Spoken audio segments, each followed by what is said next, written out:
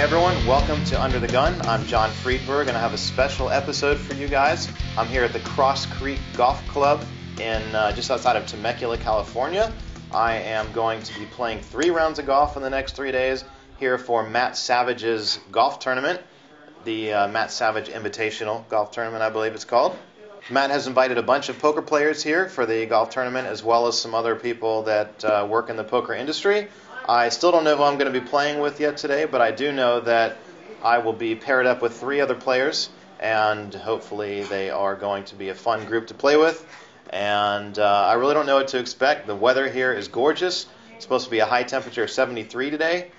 So let's get on the course and see how things go. Here we are on the first tee box. Take a look around. It's an absolutely beautiful part of California. We're surrounded by hills and homes and wildlife here. It's a great place. They did tell us to watch out for the rattlesnakes, however, so we're going to have to keep an eye out for that. And I'll be here for the next 3 days playing with various poker players and people that work in the poker industry. And we all have a fair amount of money at stake. It was about a $1,000 buy-in to the tournament. And I think of that $1,000, $400 of it goes to various gambling prize pools for birdies and closest to the greens, and of course lowest scores and other things, all based on handicaps. Matt has me down for a 20 handicap, which I think is a little bit generous. I'm probably more like a 23, but hopefully I can have a good round, or 3 good rounds, and make some money out here. Today I was paired up in a foursome with some guys that I actually play golf with pretty often in Vegas. Jeff Madsen, Tehan and Jason Newitt. You guys might remember Jason from the he's also on my softball team.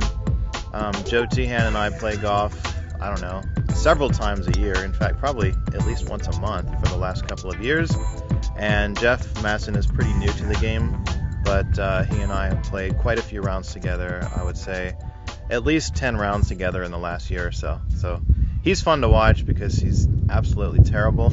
I'm pretty bad too, but Jeff is, I would say, his thing he's known for most on the golf course is probably like 6 or 7 putting on average. So that's what we'll be looking for today out of Jeff. I almost hit a sand trap. Friedberg, you need another Tampax. Oh. You got a stutter.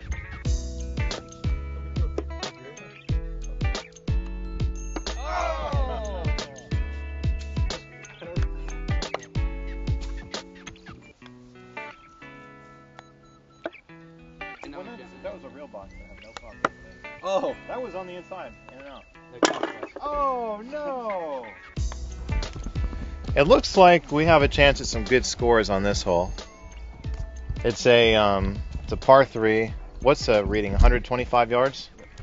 Jeff Madsen somehow scored the highest last hole. He got a 5. The lowest. Sorry, scored the best, the lowest. He got a 5. We all got 6s. So he's got honors here on a par 3 that he has a chance of maybe doing something on, because this one's actually in his range. All right. I'm gonna set up, do my little routine, and I'm thinking birdie guaranteed. Guaranteeing it right now. Lock it up. Oh wait, we got closest to the pin on this, right? Yeah. Oh, it's beautiful. 2 to 1. You got to give us 2 to 1. All right. What? I'll give everyone 2 to 1. That's fine. Are you in? $5 close to the pin? On the green to qualify. On the green to qualify. Joe's giving us 2 to 1. All right. 5 a man. Oh. Get on the green. It's on the green. Could get a friendly bounce. Right off. I get to go wet. So I'm giving you guys all 2 to 1. You got it. Still birdie. Still birdie. Birdie's still in play. Oh, it looks good. Yeah, you should scream 4 because there's people behind that 4. Make Joe pay. Punish him.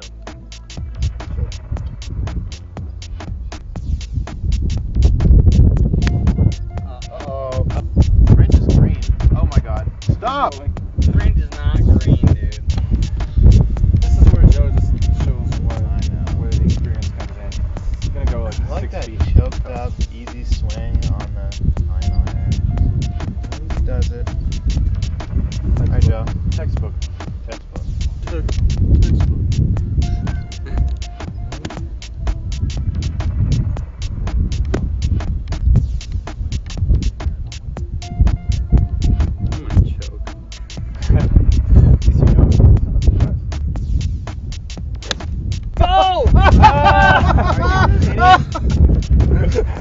Oh, right next to yours. Oh. I don't know. Oh my god. Can you guys see that? Can you see I that? don't know. By simple geometry, it's very possible that although mine looks further, mine could be. We can certainly We have get to measure a it. tape measure or something, but Walk it off. it's so obvious. Oh, you want us to call it a push? It's so close. I'll take a push. No, dude. You want to just chop up their money? I mean, a win's a win. Let's just chop up their money. You guys both vote. I mean, Joe's closer. yeah. Because if you look at the pins there and his balls line up with it from this angle, and you're further back right here. I mean, It's slight, but it's like he's. I'd love to give it to you, but we gotta play by the rules. It's like making a right angle. It's a straight one. Well, I just finished my first round of the Matt Savage Invitational Golf Tournament, and I'm not very happy at all. I shot a 107, which is pretty pathetic for me. You know, ever since I started playing softball, my golf swing has just absolutely gotten completely screwed up, so I need to work on that. I think I'm going to swing the club a little bit in the hotel room and try to see what I'm doing wrong. I will say, though, the course is in pretty bad shape. Apparently this course used to be in great shape, but today there was a lot of dead spots, a lot of really hard surface to hit off of. The greens weren't in very good condition either, so I'm going to blame probably about 3 strokes on the conditions of the course, but the rest of it was really just my game is just really not going, or didn't really go too well. But we still have 2 more rounds to go, and I understand that the other 2 courses are supposed to be in much better condition, so I'm looking forward to playing a little bit more golf. But first, let me give a quick update here on my Under the Gun Challenge.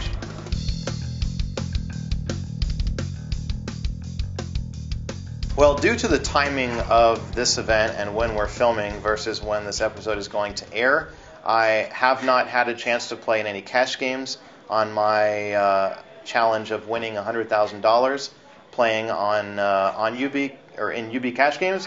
However, I did get a chance to play in quite a few World Series satellites, and the long and short of it is I've now invested about $460 on World Series step tournaments and a couple of multi-table tournament qualifiers to get into some of the super satellites for the main event package on UB, and I still have not had any success yet. So I've spent just about $500 so far, and it would be nice if I could win the package, in my first couple thousand, but we still have a few weeks to go, and I'm not there just yet, so I'll just keep chugging away on my cash game challenge and continue to take some shots at some of the World Series step tournaments and the satellites for the 12K World Series main event package here on UB. I have another very interesting guest panel today. My 2 guests are going to be Matt Savage. Matt is the tournament director for a lot of the largest tournaments here in the U.S., and he's also the tournament director for the Asian Poker Tour. Now, Chris Parker, who is the founder and current chairman of the Asian Poker Tour, is here playing in Matt's golf tournament, so I also invited Chris Parker onto the show. So Matt and Chris and I will be sitting down together to talk about golf, talk about poker in Asia and the U.S., and of course some prop betting between poker and golf. So let's get them on the show. So Chris Parker, Matt Savage, how did golf go today for you guys? Well, it went pretty good for me, because this guy gave me a 10-to-1 bet for 4 pars on the back, and I made 5. That was 10-to-1 for 100, so I won 1,000 there. He got lucky on the last few holes. It's very nice to Very, beat very him. lucky. It's very nice. So the side action, you did well. How about your score overall? Not too bad. I had a 49 on the front and a 42 on the back. He did a little worse on the back than the front. But, And how does that compare to your handicap? I shot just about my handicap. Okay. Almost exactly my handicap. I think his game did very well to the course that we played. It's probably the worst course I've ever played in America. Of all the wonderful courses there is, this is probably not the one. But the next 2 days will be very nice. Yeah, I have to say, you're like a legend in the golf tournament, poker tournament. Get all the poker I'm not a players legend in together. golf at all. That's for Well, sure. I mean, I was expecting a better course, but apparently the conditions here are not what they were in previous years. Is that right? That is correct. So I guess they were a victim of whatever. So Turning the water off, maybe. Right, turning the water off. Yeah. I did terrible. I shot like a 107, which for me, It's all about the pants for you, for sure. well, the pants certainly affected my focus a little bit, I guess. I think I was the only guy who eagled the was it the 7th, the 6th, You did make a natural eagle. Did you? Eagle the 7th. On the green off the tee? Yeah. Yeah. So it's a pretty short course. It was It Short. was short for Yeah. us. We played too short. Par 5, 400 yards. I mean, you can not hope for anything better than that. Right. So now we've finished the first round. There's 2 more rounds to go. What's on the agenda for the rest of the day today? Probably some pot limit Omaha. We're trying to find a game, and he's one of the, I'd say one of the best pot limit Omaha players in Asia, but he might be the only one too. So he's I'd probably say I'm the biggest donator of Okay. money to the people in Asia. However, he too. took me off last night in the Omaha 8 game. He took me off for about 1,000. So In your room or down at the down tables Pechanga, at Pechanga? Pechanga. It's a fun game. Nice. Really, We really. had a good Okay. time. So you are the former CEO, current chairman of the Asian Poker Tour. That's Is that right? correct. And Matt is your tournament director for all the tournaments on the APT. What are the tour stops on the APT, and how do you differ from, say, the APPT or any other Asian poker tournaments that I might have heard of?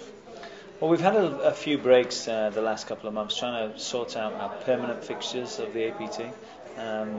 Prior to the beginning of the year, we had Manila, Philippines, we had Macau as our permanent stops. We've got these stops back on the tour now, found the venues, secured the permanent spots going forward for the next few years. We're adding Malaysia onto that frame, and also Singapore's just opened up. It's just opened its new casinos, new license has been issued. So the 4 venues will be Philippines, Malaysia, Macau, and Singapore. Okay. Why did you choose Matt? I mean, of all the great tournament directors in the world, why would you take Matt Savage? Well, he owed me the most money on the golf, so it's kind of like a balance. How much can I get off him for the golf and crossbreed it for his tournament fees? No, he's the best in the business by far. I agree. I mean, that's certainly your reputation. I think you and Jack Effel are the 2 best out there, no question about that. But so does that mean you're going to Asia now 4 times a year to run these Probably tournaments? 2 or 3 times a year. For sure, some of the smaller events I'm not a part of, but for the bigger ones, I always want to be there. I mean, Chris and the group, they run a great event, so I always want to be a part of those. So what's the difference, as a tournament director, what differences do you see directing tournaments in Asia versus in the U.S.? There's a lot more fun things to do in Asia than there is in the United States. That's if you've never gone to outside an of the poker APT tournament. event, you need to go because they are the best parties of the year. The tournaments, obviously are just a sideline almost to the things that go on around it. They have, believe it, bar none, the best parties of any other tournament that you'll ever find out there. So, I mean, that's, for me, that's part of the fun going over there, is actually enjoying the cities that we go to and the nightlife as well. I mean, it's a lot of fun. Are the parties hosted by APT or by the casinos or by an online site that sponsors, or? No, we try and do both. We try and basically put a party on for the players, and also put a party on for the sponsors that have brought a lot of players. So there's 2 parties we throw. But I mean, what we're trying to do is not so much just have a poker tournament.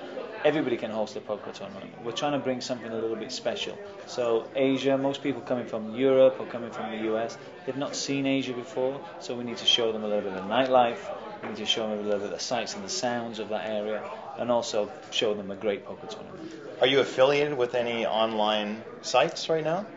Well, we team up with these sites, such as Party Poker sends us some great players, Titan Poker, all of the Playtech networks have been sending us some great players.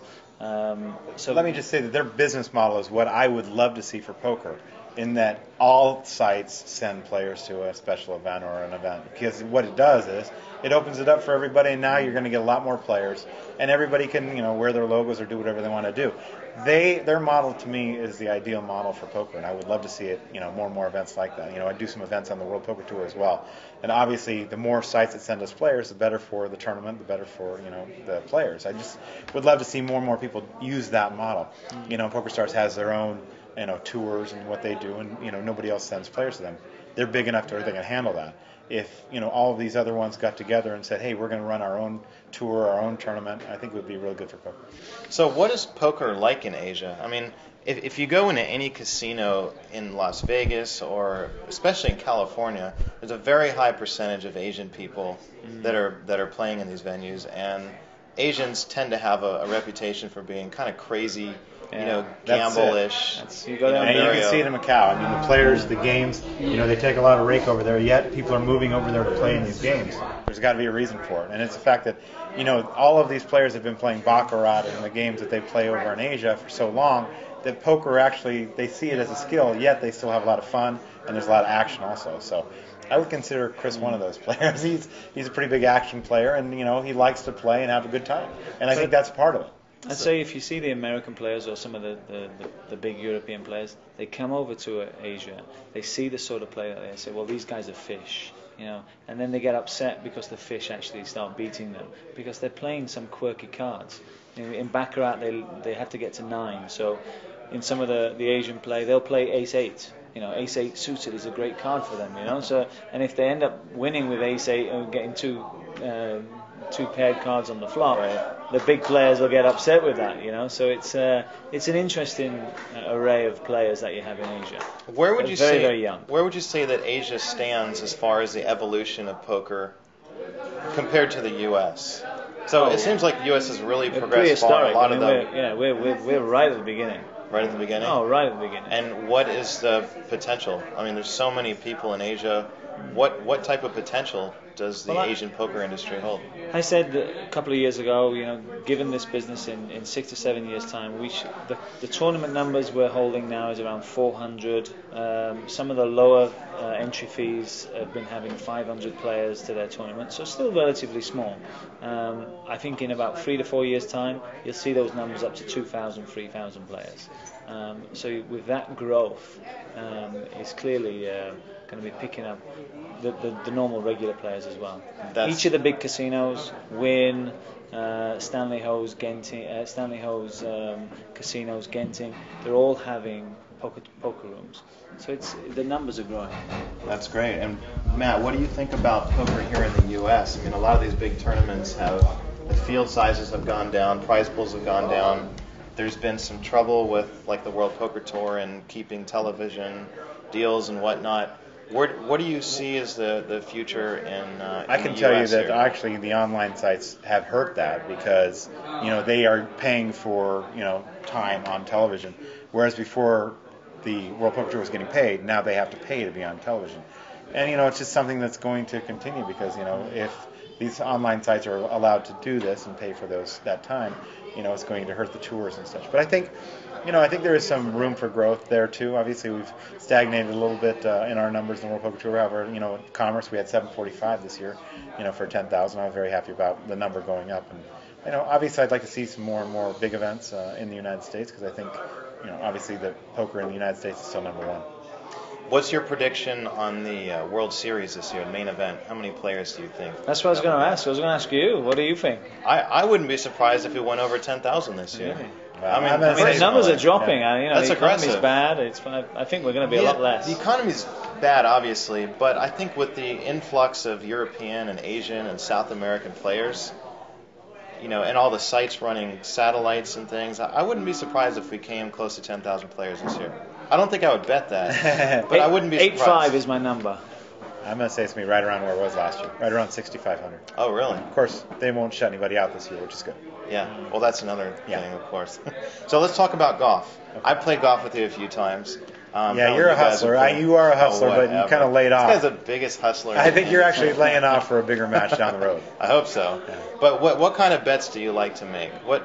Aside from obviously the bets that we have here in the tournament, what type of bets does Matt Savage like to make in golf? Yeah, typical Matt Savage game is he'll cry or whinge for about half the game, or about a good 3/4 of the game anyway. And then he'll put in that sympathy bet. He'll say, what are the odds you're going to give me if I get 4 or 5 pars in a row? And then he'll turn his game on and just take all the money. So that's Matt Savage. Well, I nailed down a 10-1 bet today, which was pretty nice. And, this is the course here today obviously wasn't up to the standards of my annual golf tournament. This is the 15th annual tournament. We're happy to have you here, obviously, for the first time, and Chris as well. But the next 2 days we're playing 2 great golf courses, so we'll see what happens. But I don't play again with him until Thursday, Yeah. I'm hoping actually to do something for my son, like a college fund. I'm starting one up. I'm going to call it the Chris Parker College Fund, and hopefully it'll get started this week. Well, I like your son, so it's good. It's good. Awesome. Well, good luck in the next couple of days, and hopefully one of us, or maybe all three of us, finish 1, 2, 3 in the bets. Yeah. And then we can just laugh at everybody else and thank them all for all of our money that we won. Exactly. Well, for the eagle I got, I'm sure. Do I get a car? What do I get? We'll see.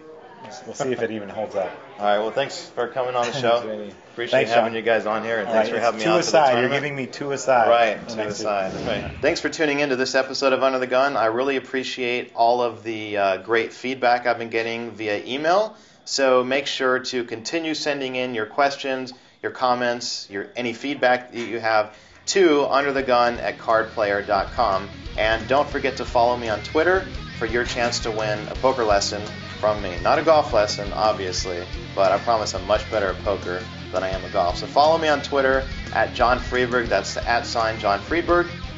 And thank you so much for tuning in. I'll see you guys next week.